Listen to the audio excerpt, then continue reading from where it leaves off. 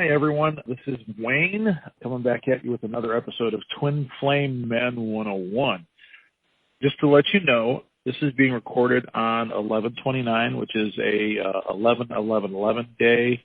I've noticed that there's some strange energies going on. Some people are kind of feeling a little off. I felt a little bit of emotional swings today, too.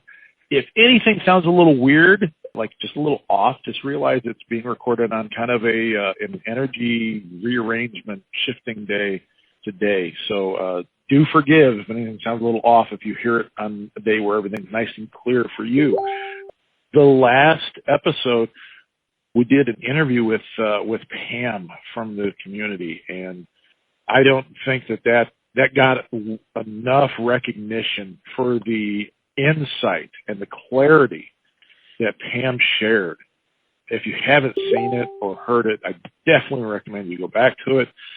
After that, Pam had another wonderful insight, and we talked about it, and it's like, wow, we can polish up the presentation of it, and this needs to be shared with people that, what I've gone through, Pam's gone through, we see it, other people going through it, and as a means to help people move forward, Pam has come up with kind of a format of 7 steps of healing for twins.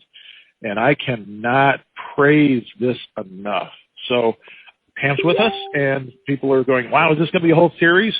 We'll see if the material is there. Pam's got wonderful insights and ideas. So I'm just anything to get her ideas out there to help people. That's what I'm for.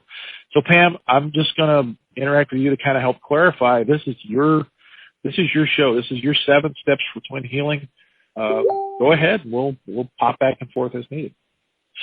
Well, thank you so much, Wayne, for all your positive accolades. I really appreciate it. And with your help and the help from our family, I just, I've really been able to put things together. Just thank you for the opportunity for letting me share with you and, to have this interview style on your YouTube channel. So thank you for that.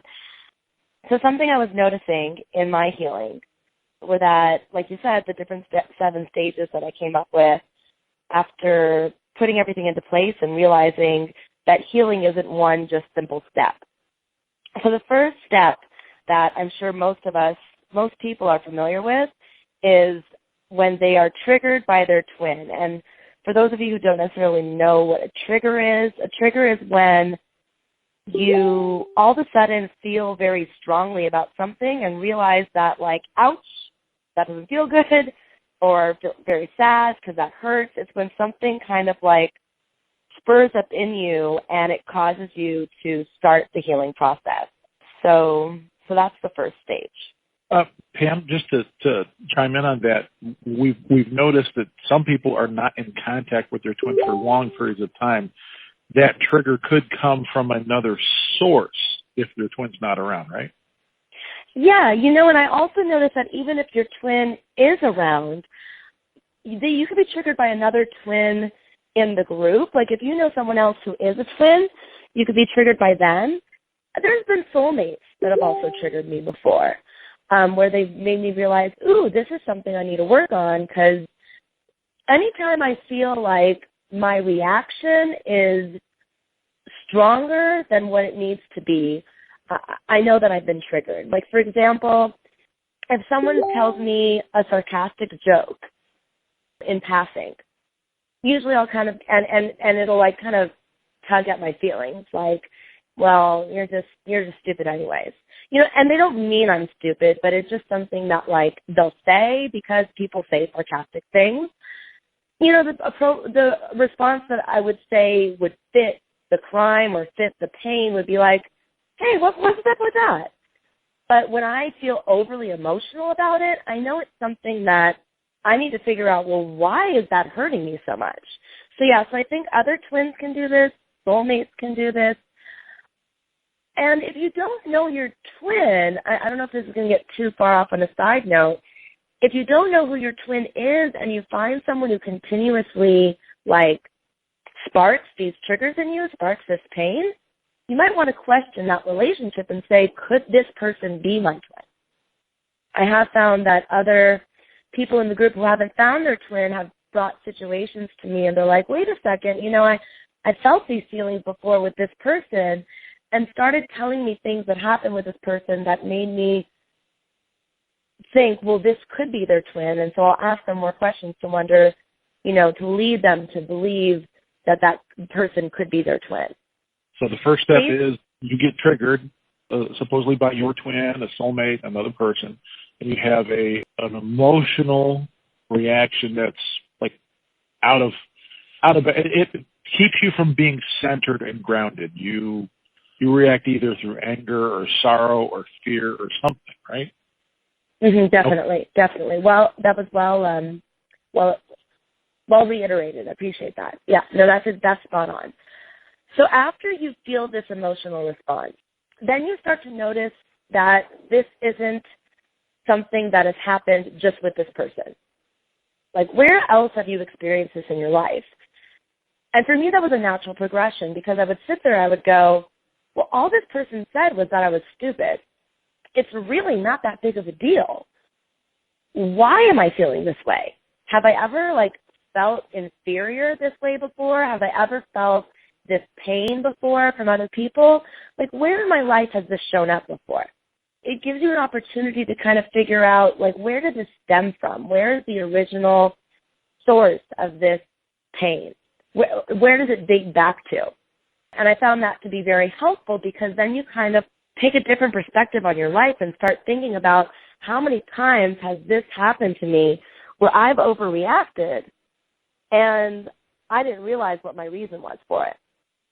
So that's the second stage, is realizing, other situations and the source. And then the third stage is, as you're healing that, so kind of I call the fourth stage healing and clearing, but the whole process is you're healing as you're going along. You're trying to figure out, well, where did this happen before? Let me try to figure out how I can forgive them. Let me figure out how I can release that energy, because obviously this has been a pattern that's been in me for a long time. So I want to be able to forgive them and give them that space. And I remember you were telling me something very interesting about forgiveness. Did you want to share that? I think it's critical. I'd love to leave it a little bit more towards the end. I'd like to keep people on track with your thing, how I feel about forgiveness. Yeah. But basically, in terms of forgiveness, I just find it important not only for yourself, but for the other person. It's a clearing of an energy to just let bygones be bygones and move forward. Would you say that forgiveness is pretty much the opposite of a grudge? Yes. Instead of a grudge is like you're holding on to it. It's like in your fist. I think there was a quote. I can't remember what it was. Something along the lines of holding on to anger for someone else is like holding a hot coal and hoping it hurts them, or drinking poison and hopefully that it hurts them. That's what that is, and you need to let that go. Definitely a very powerful analogy, because kicking yourself, asking, "Does this hurt you? Does this hurt you?" You're hurting both of you. And it's holding on to like a tense energy, like a grudge. So releasing that, it really lifts your energy, and it really takes some stress off of your shoulders by forgiving these people. Realizing that it's part of your healing process for this person to have said something, because it's one of the stages that leads you closer to being with your twin, being in union with yourself, and being in union with your twin. Definitely the opposite of grudge. Very well said. So after you realize, you forgive others, and you realize what other people have caused you this pain, I started seeing situations where I realized, oh, I've done this to others. I've been the perpetrator of this crime. Trying to think of, for example, I've called people stupid before, and I made them feel like crap. This is just one of my recent triggers that I've worked through and I healed. But calling people names, saying things out of sarcasm, I started figuring out situations where I've done that. And that was a really difficult step for me because I felt their pain of, oh my goodness, I can't believe that I would do this to another person. And then I had to forgive myself for causing them that pain. And, you know, it's one thing to forgive someone else, and I feel like that's, for me, an easier task. But forgiving yourself, that means forgiving without knowing whether the other person would forgive you. And that's challenging for me. But still a very important step. Okay. So after figuring out that trigger with other people besides your twin or besides the initial trigger, and figuring out when you've been on the opposite side, seeing things from both perspectives, you go through clearing that, you know, releasing that energy and just accepting that all these things happen in divine timing, all these things were supposed to happen. You didn't do anything wrong. The person who hurt you didn't intend to do anything wrong either. And just having this acceptance that that's where you're at, having this healing and clearing energy at stage 4. Can we review the stages we're at so far? Stage 1 is you get triggered. You realize that something comes up in you that is like, whoa, where's that coming from? I'm definitely not grounded and centered. What stage 2 is? Figuring out where else that's happened in your life. Because chances are, if you're having an overreaction to something, you've experienced this pain before in your life. So figuring out where else. It's not just this instance. You've had a recurrence of this. It's a pattern. So you're seeing this pattern throughout your life. And then what's stage 3? Stage 3 is figuring out where have you been on the opposite side of this pattern. Where have, like I said with my example, if you were triggered by someone sarcastically calling you a name or saying something sarcastically and painful to you, when did you do this to someone else? Have you done this to someone else? Have you done this to yourself? You know, figuring out from a perspective standpoint, where have you contributed to this? And it may not be tit for tat. It may not be I called you stupid, you called me stupid type of situation. Right. But that energy, that feeling. When have you caused someone this type of pain before? So instead of receiving it, now you see where, hey, maybe I'm guilty of doing the same thing. Why do I do this? And exactly. I can make a conscious choice to not do this. And exactly. to forgive ourselves and make a conscious choice to not do this anymore. Okay, so what's stage 4? Stage 4 is just, you know, coming to terms with all the forgiveness to others and yourself, healing that and clearing it. You know, just say, you know, it's even like maybe even saying to yourself, I know that all these things have happened, but that doesn't make me a bad person. It doesn't make them bad people. And just having an acceptance and love for yourself and others. Okay, so recognizing it, seeing it, letting it go, both in other people and yourself, the opposite of holding a grudge, forgiveness, which is kind of cleaning the slate. Did we clear that? Is that one okay? So what's stage 5? Stage 5 happened to me rather recently, and that is observing this situation as a third-person perspective, almost an omniscient point of view, like if you're reading a story and you're the narrator. And this can happen in a number of ways, and it's happened to me in a number of ways. One way it could be is, you know, my friend calls me, like say, Wayne, you'll call me, and you'll say, Pam, I have something that I need your help with. And the situation that you'll tell me mirrors my situation. And I have the opportunity to see both sides of the story in another person. So that's one way, is someone comes to me and they tell me, this is my situation, and I start to remember, oh, I've seen this before. This happened to me before. Or just by observing in nature, you happen to see a lover's quarrel and you realize, I've had that experience before. Or you either observe it as a bystander, or you observe it with someone coming to you asking for help or guidance. Okay, so or the way I'm just thinking to vent. it's like a deeper level of recognition. The first time it's like, oh, me, oh, poor me. And then the second time it's like, oh, I didn't realize I did that. And then you try to make peace with it, and then you go even a step deeper, and you see it in other people. Your scope comes off of yourself, and you start to see it in nature and those around you, right? Exactly. Okay. And I think that this is very important because, one, it connects us within our tribe, within our family, with our community. You start to realize, oh, I'm not the only village idiot. There I go with words again. But I'm not the only one that this has happened to. Other people are going through this. And you get to see it, like, act out in life. It's very interesting to be from a perspective of just seeing, wow, I just literally healed this. And here I'm seeing it. And you have the tools now to help them, which is stage 6, is actually using the tools that you used to ask them, well, why did this hurt you so much? Why did this make you so angry? Why are you feeling that way? Asking them if they've thought of any other situations where they might feel this way.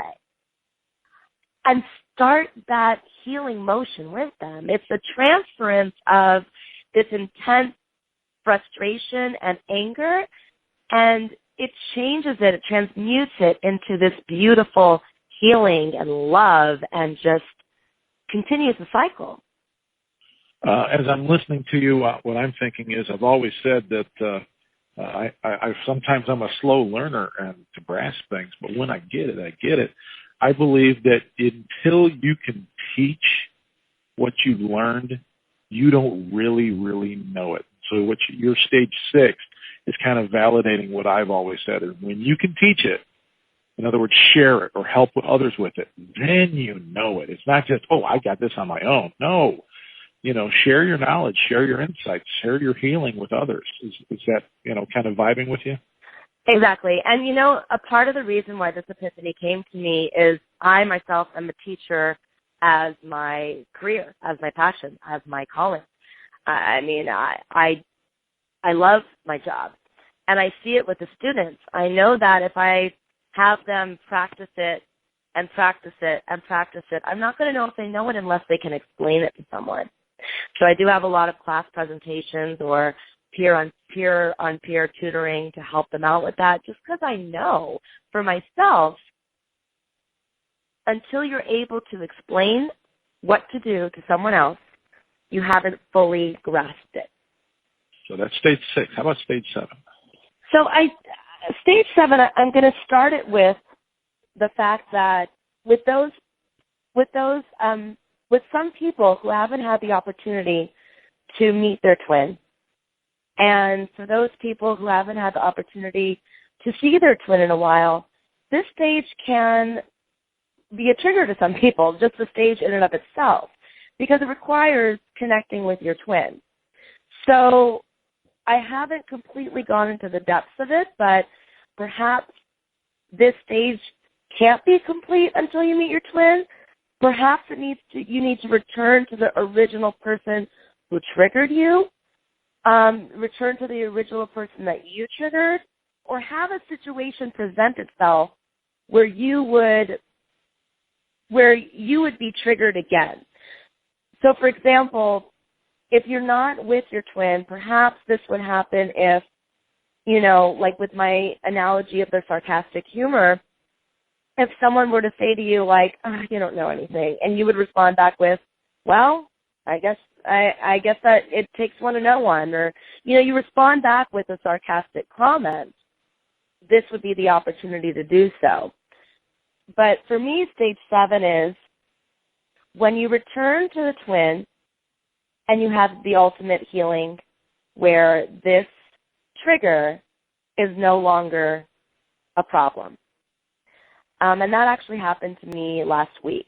With the same trigger, I realized that after being triggered several times sarcastically, I triggered my twin. by being sarcastic to him when he was in a very vulnerable place.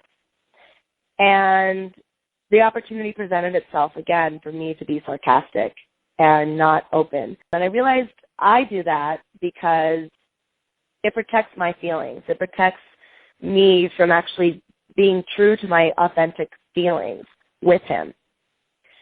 And so the opportunity presented itself again, and this time, instead of saying something sarcastic, I said something very supportive, very nurturing, and very loving.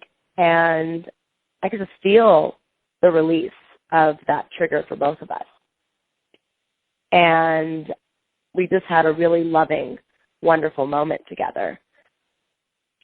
I just felt this wonderful, peace and healing from just going through that whole process and returning to him to heal that with him. But then, because this is a cycle, this is a healing cycle, I was triggered again. And I've been working on the stages again to get back to stage 7 and heal this trigger. And I was triggered with trusting him. And so once you go through all these 7 stages, it's not like, okay, I'm done, ready for union. You keep getting triggered and you keep going through that cycle until you're at a place of peace. And, it doesn't mean you're never going to be upset again. It doesn't mean you're never going to be, you're just going to be in a complete bliss, but it means you're going to have an appropriate reaction when your feelings are hurt instead of overreacting. You can stay centered and stay grounded and come from a place of love instead of from a place of being wounded or thrown off. Exactly. Okay. Exactly. I have for me, I had a situation about 2 weeks ago that was kind of similar, and perhaps I'll throw in something a little off topic. I was in the chat, and the situation I'm talking about. I'm not going to name the person's name. I'll just call her Kay. I said something carelessly that amongst people who I know better and I'm closer to, the people that know me, knew it was just just kind of joking around a little bit. We just spent a lot of time together in group or in chat or on the phone or one-on-one. And we become family, we become friends. And I thought there was a little bit closer bond with this person. And I just made a comment and she took it wrong and it triggered her. And in the moment, sometimes it's hard to recognize it if you got those wounds. And it triggered her and she reacted very, very strongly.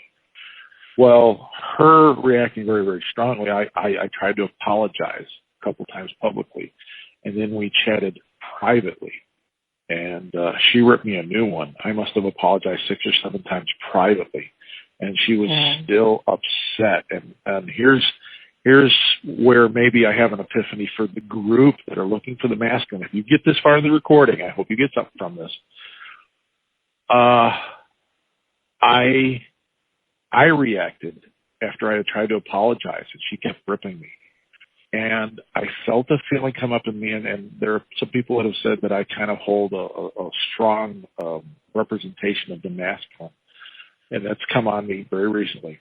And I will tell you, the feeling that came on me is like, no. And I got to tell you, first off, my twin, who I'm not going to name for her privacy, I see her in every twin in this group. And I reacted from a place, and it was weird because I was like in an observational state of going, wow, look at what's happening here. And I wasn't it wasn't not an act or a play. It was like I was actually in it as it was happening and an observation state at the same time. And I realized, no, I don't want to hurt her. I don't want to hurt anyone. And I consciously pulled back hard. And I said to myself, I would rather not have any more contact with this person than ever hurt this person again. So some people that are listening to this, if your twin is pulled back, I want you to ask yourself, did they feel what I felt? And that was like, wow, I never realized that was in me. It came out really hard that I would rather not have contact with this person than mistakenly hurt the person that I love. I'm not saying I'm in love with this person, but we love each other as a family. And I was like, wow. And I saw how I triggered her. I saw how she triggered me. And I'm looking forward to healing with myself and healing with this other person, Kay. And that happened about 2 weeks ago. And most people that know me are aware of the situation, so we won't air publicly. But I learned from that situation. We've gone through the 7 steps, and you gave me an opportunity to share this earlier. We were talking about forgiveness. Mm-hmm. In our conversation before, I said that I was taught a different way of forgiving when I was young by my mother. And most people say, "Oh, Pam, hey, I'm sorry." It's like those 2 words are magical, and everything's just all fine, hunky-dory, sunshine, unicorns, and rainbows. And you know what? If it's not coming from the right place, it doesn't mean anything. My mother taught me a different way of forgiveness that is very real, and it's hard to ignore. She told me that I'm sorry doesn't mean dick. Well, that wasn't her words, it was mine. That what you need to do is you need to basically ask for forgiveness, and you put it in their court. I actually had a situation. I'm not going to go into great details with someone that I respect in the group. This one I will call out because I respect her so much, and I misjudged something, and it was Candace, and Candace and I had a conversation. Candace had explained some stuff to me, and I felt, Candace didn't know, and I felt I had to come clean. It's not what I said or what I did, but what I felt. And I said, "Hey, Candace, I'm sorry. I misjudged something. Will you please forgive me?" What you do by this is it's more than just, "Hey, I'm sorry." It's the magical 2 words. Bullshit. You put yourself vulnerable to them. You are making yourself vulnerable, and you're asking them, you're extending your hand. "Hey, please take my hand. Please complete this connection." So when I say, hey, Candace, and you state what you did wrong, this shows that you know what you did wrong. Whereas, "I'm sorry," you're given the potential to just sweep it under the rug. But when you state, "I know I did this," you say, "Hey, I misjudged you." And you say, "Please forgive me." Now you're extending your hand, and you're giving them the opportunity to complete the connection. You're making yourself totally vulnerable.